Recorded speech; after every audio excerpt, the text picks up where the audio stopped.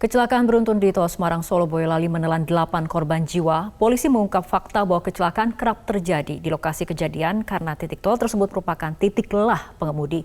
Lalu bagaimana hasil olah TKP penyebab kecelakaan maut di Boyolali dan bagaimana antisipasi agar kecelakaan tidak terjadi lagi pada periode arus mudik? Kita akan langsung berbincang dengan Dirlantas Polda Jawa Tengah, Kombes Pol Agus Suryo Nugroho. Selamat malam Pak Agus. Selamat malam. Ya, Pak Agus, bagaimana hasil dari olah TKP laka Boyolali kemarin? Baik, terima kasih. Polda Jawa Tengah, Direktorat Lalu Lintas dengan Polres Boyolali sudah melakukan olah TKP, baik manual dengan juga menggunakan traffic accident analysis. Langsung kami lanjutkan dengan FGD, meminta masukan dari instansi terkait, dan kita lakukan gelar. Jadi sampai saat ini kami sudah memeriksa saksi 45 orang. Dari pemeriksaan saksi tersebut memang terindikasi mengarah ke diduga tersangka adalah pengendara trailer yang bermuatan besi. Namun sampai saat ini belum kita bisa ambil keterangannya, masih dalam keadaan sakit di rumah sakit. Namun demikian, di samping peristiwa kecelakaan, Polda Jawa Tengah dengan Polres Boyolali juga akan menggunakan pasal 277. Manakala diduga truk tersebut nanti overdimensi. Tentunya nanti kami akan bekerja sama dengan PPTD untuk menentukan bahwa kendaraan tersebut overdimensi atau tidak, termasuk juga saksi ahli dari ATMP Hino yang nanti menyatakan bahwa fungsi rem dan lain sebagainya nanti bisa kita simpulkan penyebab daripada peristiwa kecelakaan tersebut. Oke, artinya dalam kasus ini masih belum ada ataupun belum ada penetapan tersangka dari polisi? Kami masih menunggu satu pemeriksaan keterangan saksi dari saksi ahli ATPMP Hino. Mungkin besok kami lakukan pemeriksaan. Namun terindikasi sebagai diduga tersangka adalah pengemudi truk trailer yang mengangkut besi.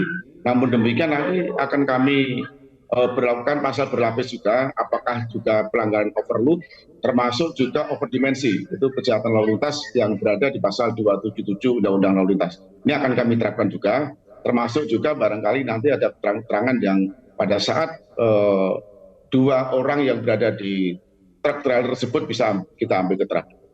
Oke, Pak Agus, terkait tol khususnya di wilayah Boyolali ini kan kerap terjadi kecelakaan. Selain itu jalur tol Boyolali merupakan fatigue area atau area lelah bagi para pengendara.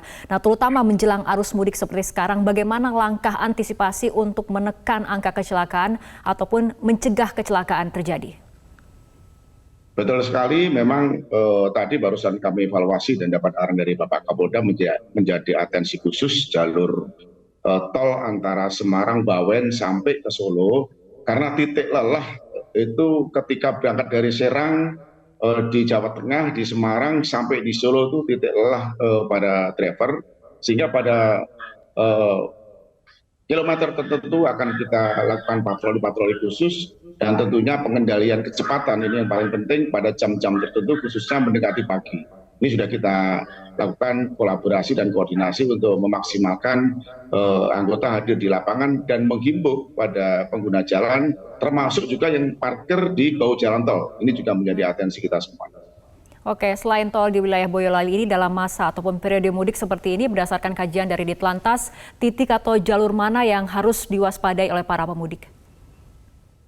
Polda Jawa Tengah tidak mengambil risiko, semuanya kita waspadai, tetapi pada jalur-jalur tertentu, khusus ruas tol Batang sampai Semarang itu juga cukup rawan karena titik lemah ketika sopir berangkat dari Jakarta, termasuk juga kontur yang naik turun dari tol Semarang, Bawen sampai Solo, ini konturnya cukup naik turun, sehingga pada tempat-tempat ini kita harus menghadirkan stakeholder untuk bisa mengantisipasi khususnya kecepatan kendaraan.